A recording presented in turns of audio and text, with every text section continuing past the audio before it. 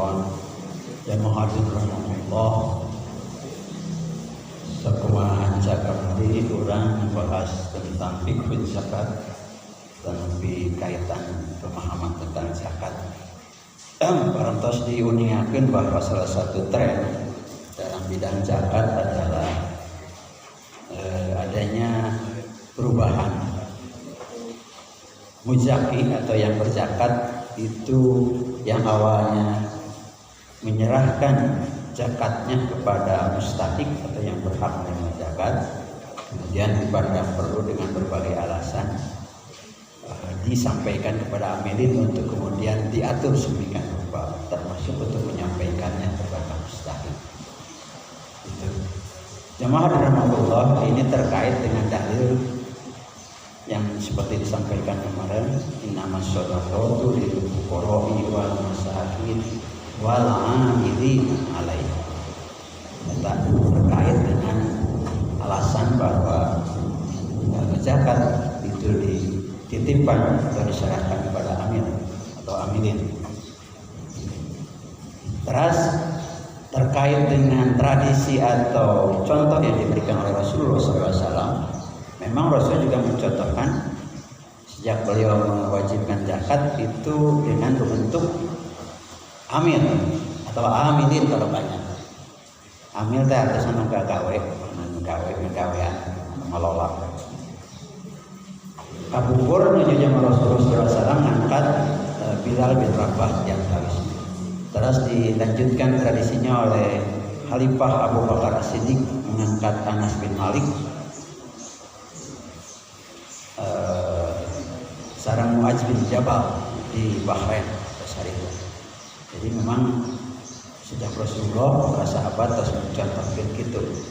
Atun ka orang ayeuna, tapi ayana gejala masih menyampaikan ke mustahik, memang tidak bisa dilarang saklek gitu. Tapi kita selalu menganjurkan.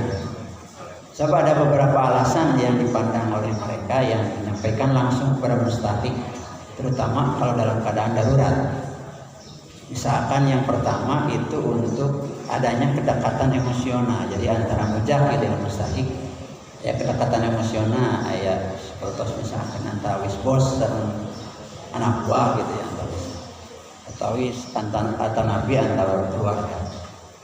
Kemudian perasaan bahagia bila ketemu mustahik langsung, ini berbeda dengan dititipkan mungkin. Kemudian yang ketiga, ini ada alasan mungkin ada kurang percaya ke amilin mungkin, ini diantawisnya.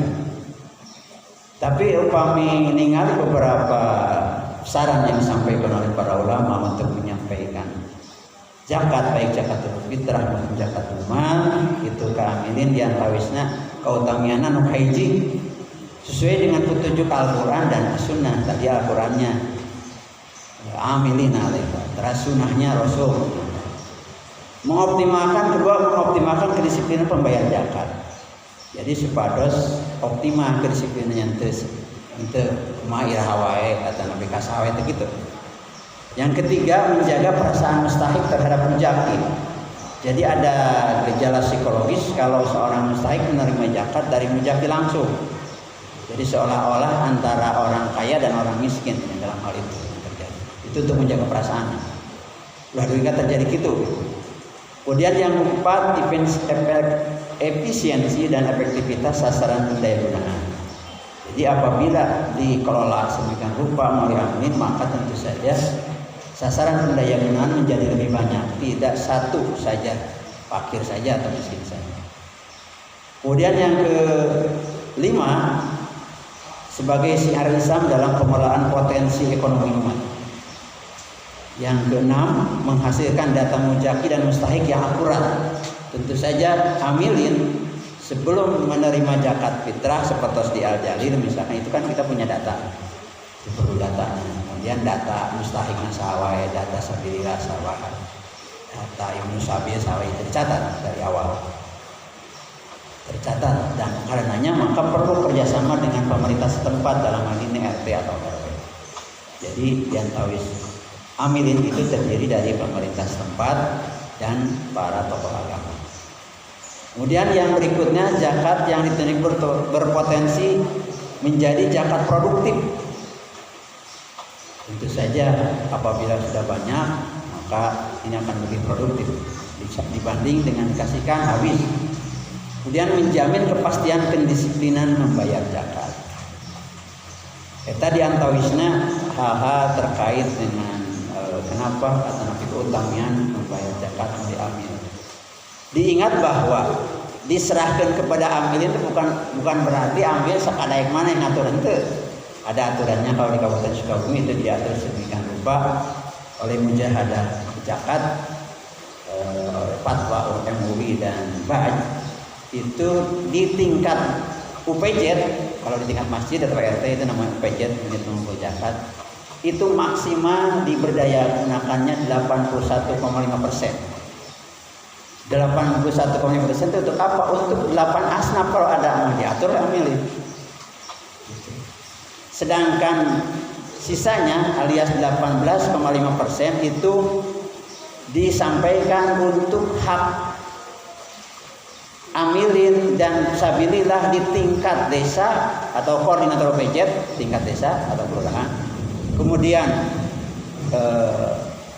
UPJ tingkat kecamatan dan BAJ tingkat kabupaten.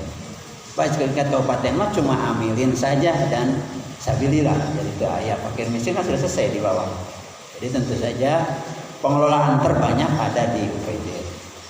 Eta rupina hal nu kedah didudukeun terkait dengan fikih zakat. Wassalamualaikum warahmatullahi wabarakatuh.